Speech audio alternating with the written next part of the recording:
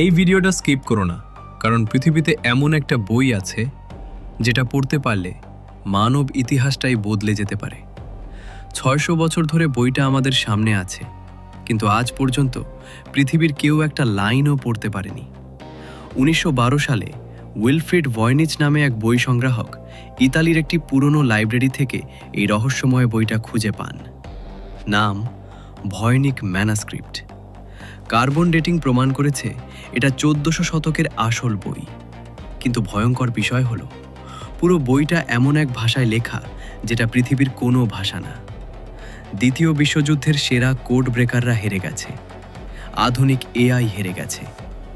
বইয়ের ভিতরে আছে অচেনা গাছ, অজানা নক্ষত্র, মানচিত্র আর রহস্যময় চিত্র। আজও এটা রাখা আছে ইয়েল ইউনিভার্সিটির লাইব্রেরিতে। সবাই দেখতে পারে, কেউ বুঝতে পারে না। ভাবো, হয়তো মানব ইতিহাসের সবচেয়ে বড় গোপন কথা আমাদের সামনে খোলা আছে, কিন্তু আমরা পড়তে জানি না। ভিডিওটি ভালো লাগলে লাইক করে দিন আর আমাকে সাবস্ক্রাইব করুন।